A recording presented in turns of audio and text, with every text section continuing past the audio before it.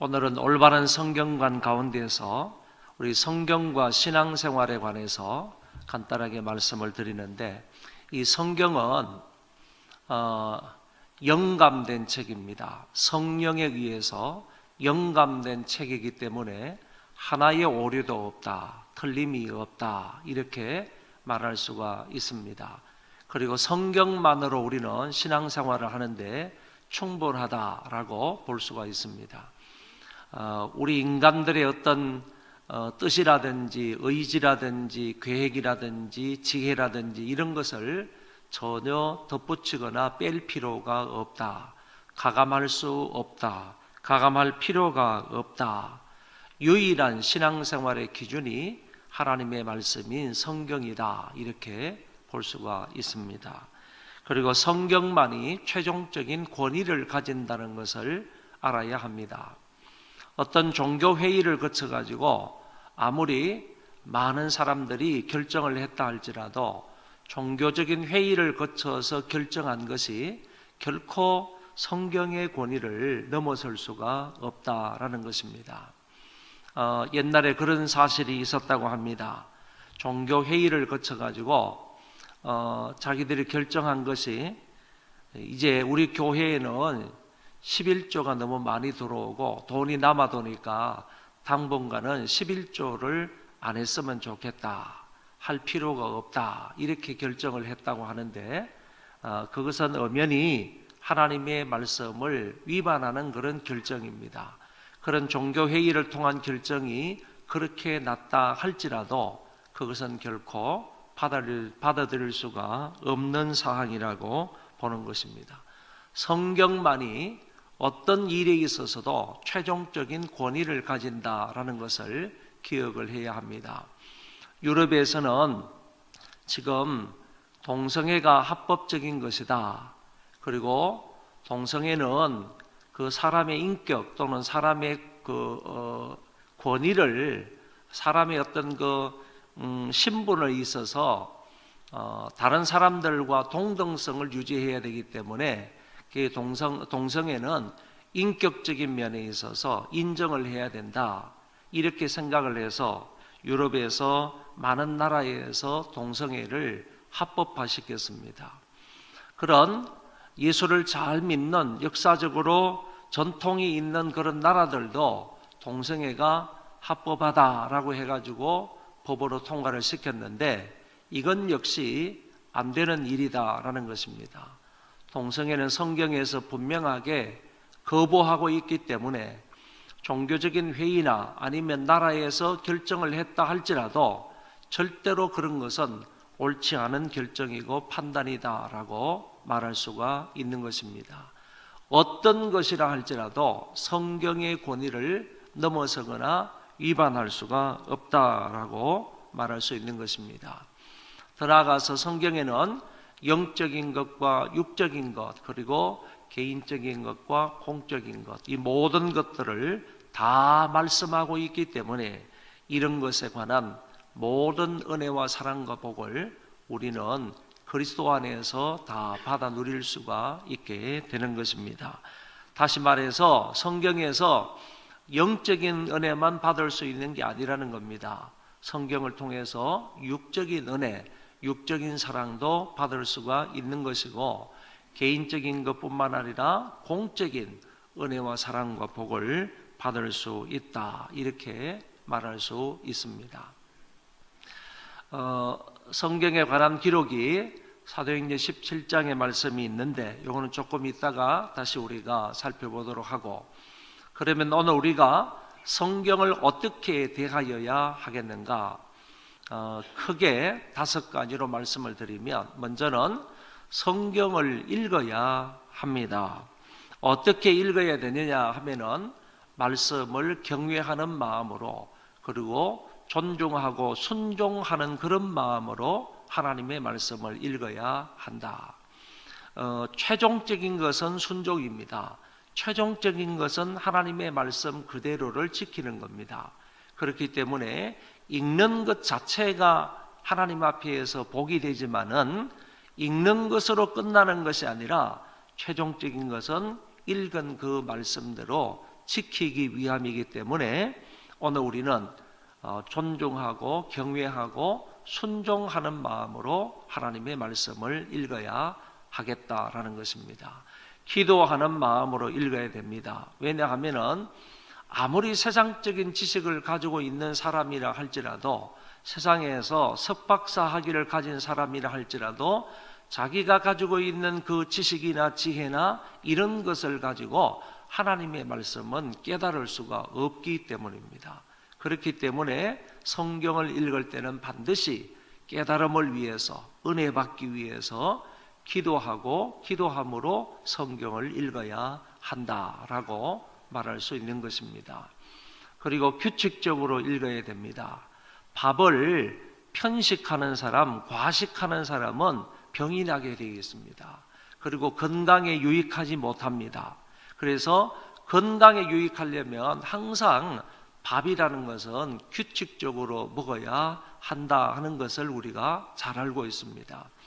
밥을 편식하면 안 되고 과식하면 안 되는 것처럼 우리도 하나님의 말씀을 읽을 때 규칙적으로 읽어야 된다라는 것이죠. 하루에 3장 정도, 더 나아가서 5장 정도, 한 20분이나 25분 정도만 되면 아무리 어르신이라 할지라도 성경 3장에서 5장 정도 읽을 수가 있습니다.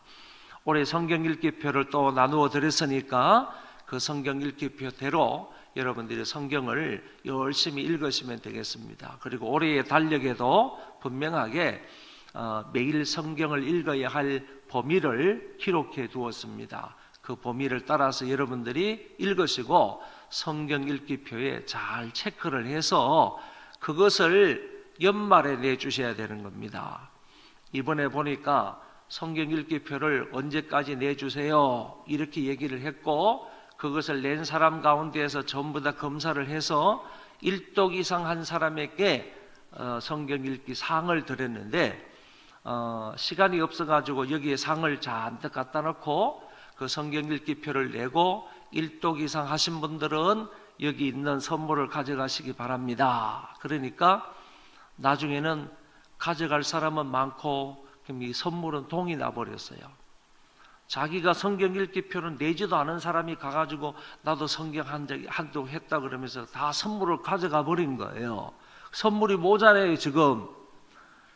선물을 1독 이상 한 사람의 수에 맞춰가지고 선물을 다 준비해놨는데 엉뚱한 사람들이 끼어들어가지고 나도 성경을 읽었다 그러면서 선물을 가져가 버렸단 말이에요. 그러니까 받아야 할 사람이 지금 못 받았어요. 못 받았어. 이런 일이 없으려면 읽으라 그럴 때 열심히 읽어야 되고, 내라 그럴 때 성경 읽기표를 정확하게 내야지 거기에 맞춰서 선물을 준비할 거 아니에요? 그런데 읽기표도 내지도 않으면서 자기가 뭐 속으로 읽었는지 모르지만은 선물이 탐나서 그랬는지도 모르겠어요? 가져가 버렸어요. 다. 이렇게 하시면 안 되는 거니까, 양심불량의 사람들이 있다고, 교회는 그러면 안 되니까 여러분 규칙적으로 읽어야 할 범위를 매일매일 꼬박꼬박 잘 읽으시고 성경 읽기표에 반드시 체크를 해서 그것을 연말에 내시면 올해도 선물을 드리도록 하겠습니다. 성경은 평생도록 읽어야 됩니다. 1년 읽고 말 것이 아니고 평생토록 하나님의 말씀을 읽어야 되는 겁니다. 왜 그런가 하면은 이 성경은 내 삶의 유일한 기준이기 때문이에요. 유일한 잣대이기 때문에 오늘 우리는 성경을 1년, 2년 아니면 젊을 때 좀 읽고 좀 연세가 드실 때 안 읽고, 그게 아니라 평생토록 성경은 읽어야 한다. 그래서 평생토록 성경을 읽으면서 성경 읽기에 대한 어떤 목표를 가져야 되는데, 그 목표가 뭐냐? 저희 외숙모님이 그런 목표를 가지고 있었어요. 이 충현교회 집사님이셨는데 그 외숙모님이 나는 평생토록 성경을 내 나이만큼 읽겠다. 내 나이만큼 읽겠다. 그래서 외숙모님 집에 가면 늘 성경을 읽어요. 늘 성경을 읽어요. 한 40대에 예수를 믿었으니까 그리고 난 이후에 나이만큼 따라잡으려면 얼마나 성경을 많이 읽어야 돼요. 그래서 열심히 읽는데 많이 읽을 때는 1년에 한 6독 정도, 7독 정도 이렇게 하시더라고요. 그러니까 여러분 성경을 평생토록 읽을 것을 생각을 하시되 어느 정도요? 내 나이만큼 읽겠다. 여러분 나이만큼만 읽으면요 성경의 박사가 되는 거야. 그 정도로 성경을 읽어야지 우리가 좀 성경을 기준으로 해서 신앙생활을 잘할 수 있지 않겠는가 이렇게 생각을 합니다. 여러분 올 한 해 열심히 성경을 읽을 수 있기를 주의 이름으로 축원합니다. 두 번째는 하나님의 말씀을 들어야 됩니다. 요새는 오디오로 되어 있는 그런 성경 읽기 프로그램도 많이 있습니다. 그리고 그 핸드폰에 앱을 다운을 받으면요 얼마든지 성경을 막 읽어주는 것들이 많아요. 그러니까 시간 날 때마다 그 성경을 들으면 되는 거죠. 그러니까 이런 좋은 그런 앱들도 많이 있으니까 여러분들이 그런 것을 통해서도 성경을 하나님의 말씀을 많이 들으시고 뿐만 아니라 라디오라든지 TV를 통해서도 설교를 들을 수 있고 주일날 또 수요일날 새벽예배 금요일날 이런 시간들을 통해서도 하나님의 말씀을 잘 들을 수가 있습니다. 제가 언젠가 말씀을 드린 것처럼 기독교는 듣는 종교예요. 듣는 것으로부터 출발하는 종교가 기독교예요. 다른 종교들은 전부 다 행동을 하는 종교. 탑돌이를 한다든지 아니면 108배를 한다든지 절을 한다든지 행동을 하는 종교지만은 기독교는 하나님의 말씀을 듣는 것부터 출발하는 종교가 기독교예요. 기독교. 그러니까 하나님의 말씀을 듣지 않으면 구원을 받을 수 없어. 하나님의 말씀을 듣지 않으면 깨달음과 은혜를 받을 수 없어. 하나님의 말씀을 잘 듣는 것이 기독교에 있어서 얼마나 중요한지 모릅니다. 지금 눈 감고 있는 사람은 나는 저거 몇 번 다 들었어. 나는 안 들어도 돼. 이런 사람일 가능성이 많아. 근데 그게 아니라니까. 평생토록 들어야 된다니까. 듣고 또 들어야 된다니까. 귀에 딱지가 앉을 정도로 들어야 된다니까요. 그래서 내 입에서 그 말씀이 술술술술 나올 정도로 해야 된다니까. 그러면 하나님 말씀을 어떻게 들어야 되느냐? 기도함으로 들어야 됩니다. 조금 전에도 말씀을 드린 것처럼 하나님의 말씀은 내 지혜와 내 지식으로는 절대 깨달을 수 없어요. 하나님 앞에 기도함으로 인해서 성령의 깨닫게 해주심이 있어야 된다니까. 성령이 깨닫게 해주시는 것을 위해서 우리는 기도함으로 하나님의 말씀을 들어야 돼. 그러니까 예배 시간 다 되어가지고 겨우 예배 시간에 앉아가지고 설교를 듣는 것보다는요 10분 정도 전에 와가지고 하나님 오늘도 주신 말씀을 기대합니다. 아버지 하나님 말씀을 듣고 잘 깨닫게 해주세요. 그 말씀을 마음에 새길 수 있게 해주세요. 우리의 자녀들도 오늘 나와서 예배 드릴 때 하나님 말씀을 잘 듣고 은혜 받을 수 있게 해주세요. 저 하나님의 말씀이 저희들의 삶의 신앙 인격이 되게 해주십시오. 이렇게 기도하고 난 이후에 하나님의 말씀을 듣는 거하고 차이가 있겠어요? 없겠어요? 있단 말이지. 기도함으로 하나님 말씀을 들어야 되고 이거를요 인간의 말로 들으면 안 되는 거야. 저기 서 있는 사람의 말로 들으면 안 되는 거야. 사람의 말로 들을 때에는 시험이 될 수가 있어요. 사람의 말로 들으면 그 말이 우리에게 시험이 될 수 있다니까요. 그게 아니라 저거는 저 사람을 통해서 하나님이 말씀하시는 것이다. 하나님께서 당신의 종 저 사람을 통해서 우리에게 말씀을 하시는 것이다. 이렇게 들어야 된다는 겁니다. 사도 바울이 데살로니가 교회에 편지를 보내면서 너희가 사람의 말로 듣지 아니하고 하나님의 말씀으로 들음이니 진실로 그러하도다. 이 말씀이 믿는 자 속에 역사하느니라. 데살로니가 전서 1장에서 2장에서 말씀하셨다고. 그러니까 우리가 하나님의 말씀을 들을 때, 설교를 들을 때, 성경을 들을 때는 인간의 말로 듣지 말고 하나님의 말씀으로 들으라 하는 것이고, 세 번째는 사모함으로 들어야 돼. 사모함으로. 갈급한 마음으로 들어야 돼. 마치 목마른 사슴이 시냇물을 찾듯 그와 같은 마음으로 들어야 되고, 어린아이가 배고플 때 막 울면서 젖달라고 하는 것처럼 그런 마음으로 들어야 되고, 파수꾼이 아침을 기다림과 같이 그와 같은 마음으로 들어야 되고, 메마른 땅이 단비를 기다림과 같이 그런 사모하는 마음으로, 갈급한 마음으로 하나님의 말씀을 들어야 하나님이 사모하는 영혼을 좋은 것으로 만족시켜 주시는 거예요. 성경에 분명히 시편에 그랬습니다. 사모하는 영혼이 만족함을 얻고 좋은 것으로 체험을 받는다. 성경이 분명히 말씀하셨어요.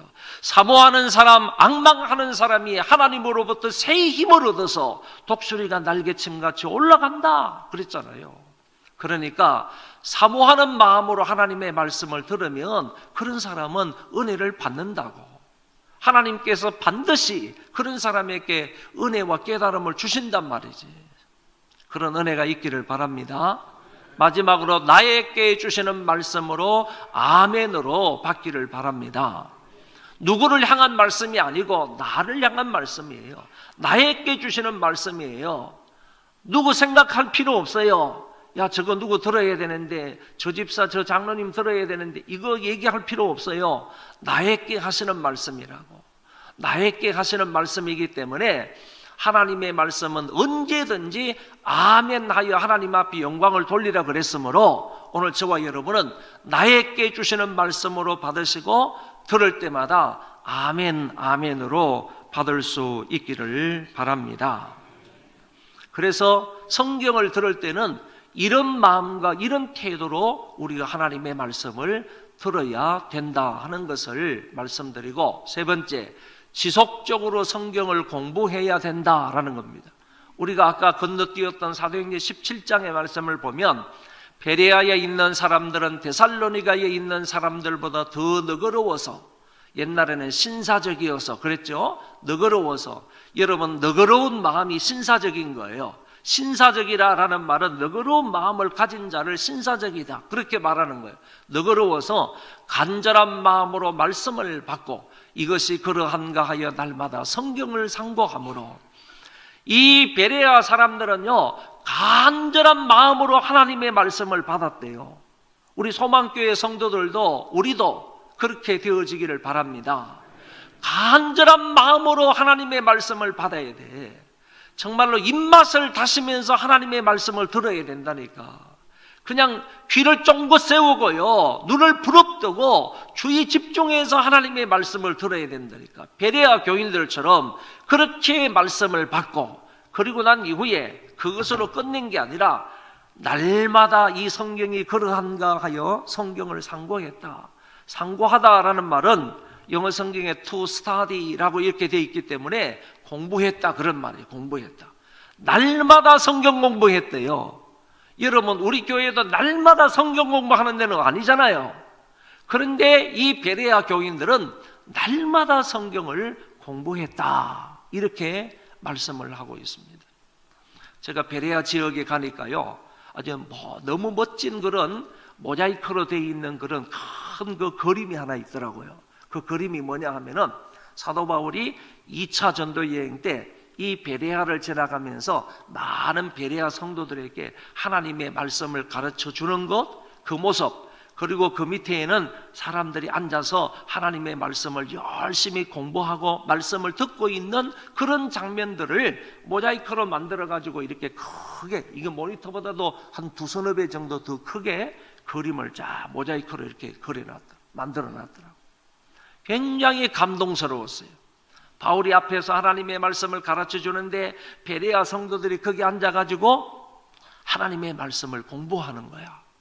그런데 제일 마지막 오른쪽 편에 있는 한 청년이요, 성경인지 노트인지는 잘 모르겠지만 그걸 길게 펴놓고 받아 쓰면서 하나님의 말씀을 공부하는 그런 장면이 그 제일 오른쪽 편 그림에 있었습니다. 여러분, 베레아 성도들은 이랬다는 거야. 바울이 전해주는 그 말씀을 하나님의 말씀으로 간절한 마음으로 받았고, 그리고 날마다 하나님의 말씀을 공부했다 하는 사실을 여기에서 알 수가 있습니다.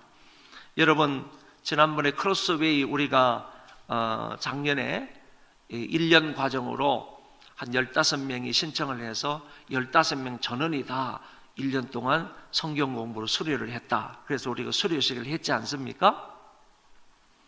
숙제가 많아요. 좀 내가 이런 말을 하면 안 되는데 숙제가 좀 크로스웨이는 숙제가 좀 많다고.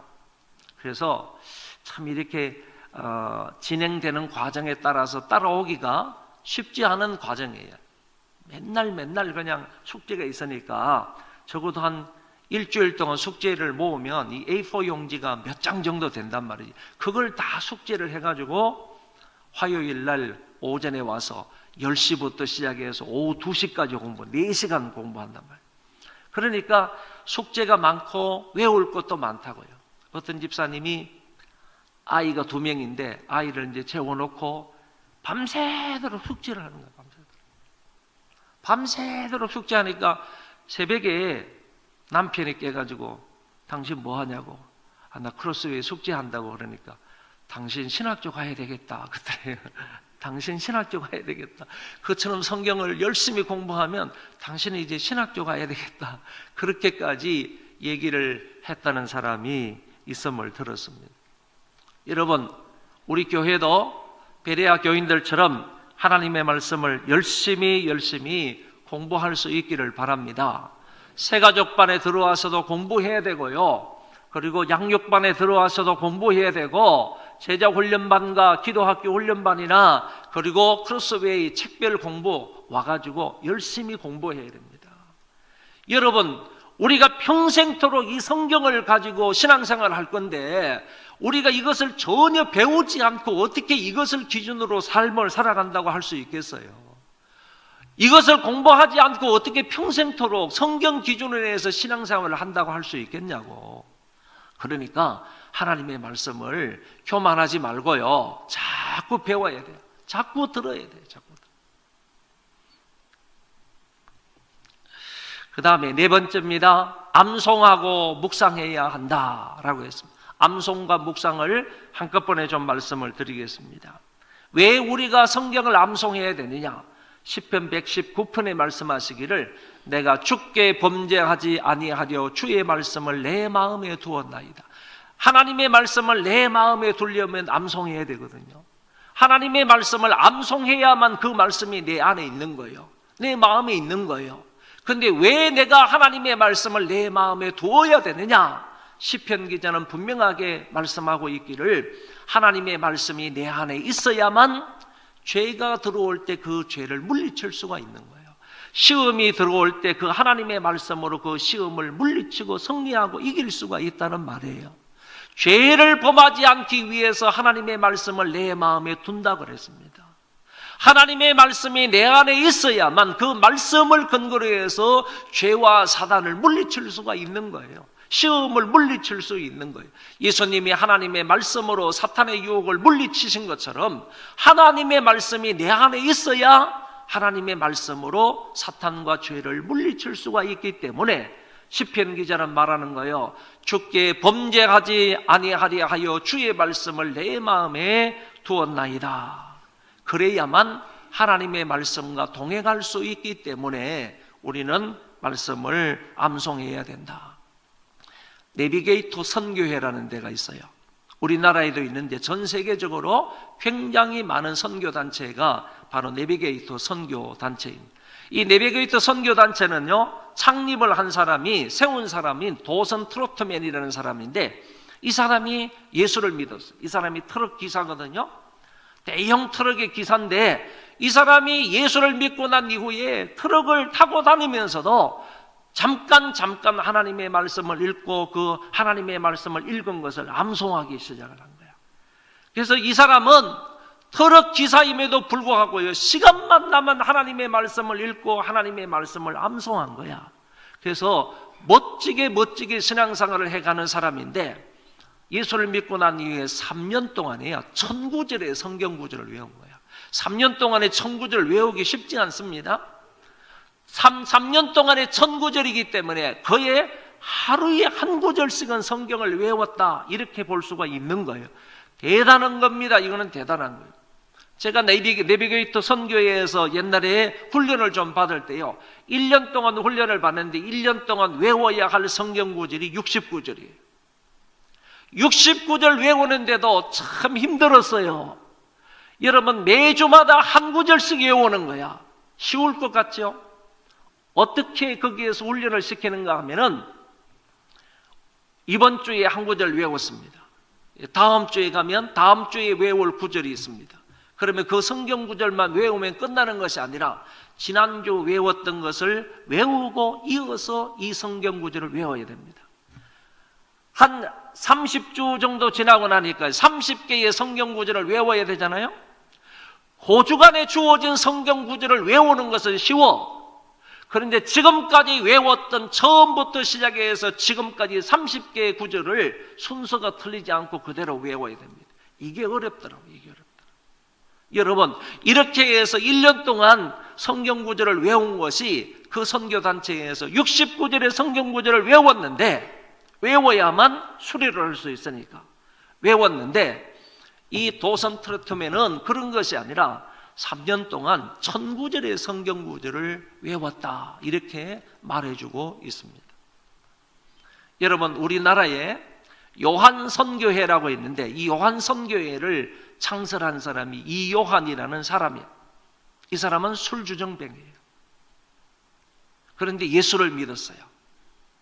하나님의 말씀을 듣고 예수를 믿고 난 이후에 성경에 심취하게 되었어요. 성경에 완전히 빠져버렸어요.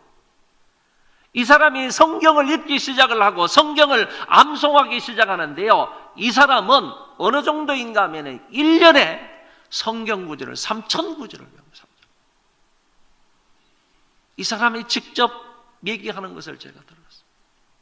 그리고 그 선교단에 참여해서 제가 5일 동안 꼬박해서 성경을 읽었는데, 5일 동안 창세기부터 요한계시록까지 한 번을 읽었어요. 5일 동안에 한 번을 읽었다니까? 한 번을 읽었다. 그 선교단체에서 그렇게 성경을 일독시키는 그런 프로그램이 있었어요.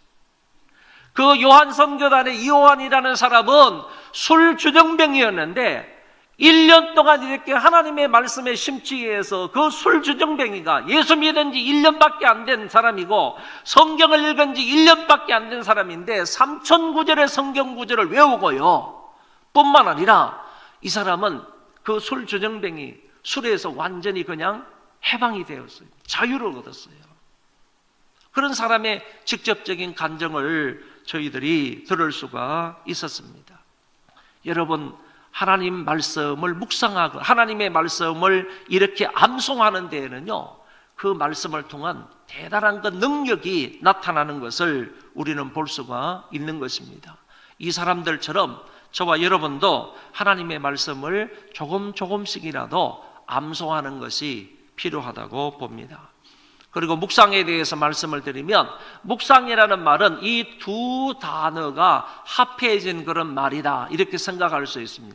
정신을 모아서 잠잠히 생각한다, 이런 뜻이 메디테이션이라는 말이고, 마음속으로 조용히 기도한다 하는 말이 사이언 프레이어라는 말이에요. 그러니까 이 두 말이 합하여져서 곰곰이 생각하며 조용히 기도하는 것, 엎조리는 것, 이것을 가리켜서 묵상이다, 이렇게 말할 수가 있습니다. 이 묵상이라는 것은 우리가 이해하기 쉬운 것은요, 소가 풀을 막 뜯어먹습니다.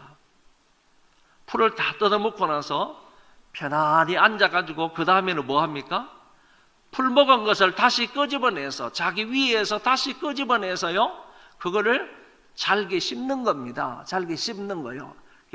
꾸벅꾸벅 졸면서요, 침을 질질 흘리면서 소가요, 앉아가지고 편안히 앉아가지고 조금 전에 먹었던 것을 다시 꺼내가지고 입안에서요, 그 넓은 그 이 있잖아요, 이로 자근자근 씹으면서 그냥 가는 거예요. 가는 거예요. 이거를 다시 넘기는 거예요. 다시 넘기는. 그래서 그것을 소화가 되게 만들어서 소가 살아가는 존재가 그 바로 소란 말이에요. 소가 되새김질 하는 것처럼 하는 것이 오늘날 우리 기독교 안에서의 묵상이에요. 하나님의 말씀을 읽은 것이나 하나님의 말씀을 암송한 것을 다시 끄집어내서 그것을 곱씹어 보는 거예요. 그거를 정신을 모아서 잠잠히 생각하는 거예요. 그리고 속으로 엎조리는 거예요. 하나님, 이런 말씀입니까? 참으로 감사합니다. 말씀을 깨닫게 해주셔서 감사합니다. 이제 하나님, 제가 이 말씀대로 순종하며 살게 해주십시오. 이렇게 마음속으로 기도하는 것, 이 과정을 가리켜서 바로 묵상이라고 한다. 성경에 묵상에 관한 그런 말씀이 상당히 많이 있는데 여호수아 1장 7절 8절에 보면 주야로 그것을 묵상하고 그 안에 기록된 대로 다 지켜 행하라. 그리하면 내 길이 평탄하게 될 것이며 내가 형통하리라. 복 있는 사람은 어떤 사람이 복이 있느냐? 그의 율법을 주야로 묵상하는도다 그랬습니다. 그리고 더 나아가서 보면 시편 119편에 종일 작은 소리로 엎조리나이다. 주의 법을 내가 어찌 그리 사랑하는지요. 하나님의 법을, 하나님의 말씀을 사랑하기 때문에 내가 그 말씀을 종일 엎조리나이다. 종일 묵상하나이다. 그것을 다시 끄집어내서 내가 다시 되새김질합니다 라고 시인은 고백을 하고 있는 것입니다. 하나 더 보면 주의 말씀을 조용히 엎조리려고 내가 새벽녘에 눈을 뜬나이다. 하나님의 말씀을 묵상하기 위해서 새벽에 일어나가지고 그 말씀을 조용히 엎조린다는 겁니다. 여호와는 나의 목자시니 내게 부족함이 없으리로다. 그가 나를 푸른 초장에 누이시며 실만한 물가로 인도하시는도다. 이렇게 해서 시인은 하나님의 말씀을 사랑하기 때문에 종일토록 그 말씀을 묵상한다. 그 말씀을 새벽에 일어나서 묵상을 한다. 이렇게 고백을 하고 있는 것입니다. 사랑하는 우리 소망교회 성도 여러분, 하나님의 말씀을 조금씩이라도 암송할 수 있기를 바라고요. 그리고 조금씩이라도 하나님의 말씀을 묵상하는 훈련을 하시기를 바랍니다. 오늘 말씀의 결론입니다. 다 같이 한번 읽어보겠습니다. 시작. 신앙생활을 잘 하려면 성경을 부지런히 읽고 말씀을 잘 들으며 공부하고 암송하며 묵상해야 한다. 올 한 해 성경을 가까이 할 수 있기를 바랍니다. 성경을 가까이 하면요, 하나님의 말씀인 성경이 내 안에서 역사하는 거예요. 하나님의 말씀이 내 안에서 역사한다니까 하나님 말씀이 나에게 복을 주는 거예요. 하나님 말씀이.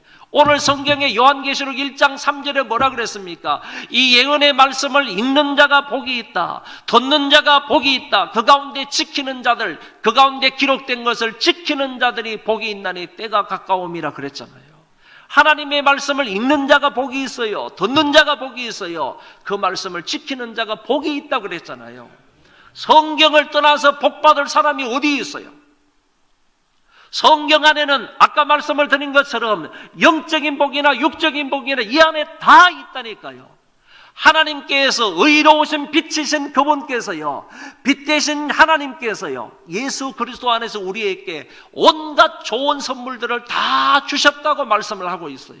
그러니까 오늘 저와 여러분은 성경을 통해서 복받게 된다. 성경을 통해서 은혜 받게 된다. 성경을 통해서 하나님의 사랑을 배울 수 있게 된다 하는 사실을 기억을 하시고요. 올 한 해 우리뿐만 아니라 우리의 자녀들까지요, 우리 모든 가족들이 다 이 하나님의 말씀 성경을 가까이 함으로 성경이 가져다 주는 은혜와 복을 풍성히 누리는 복된 한 해가 되시기를 바랍니다.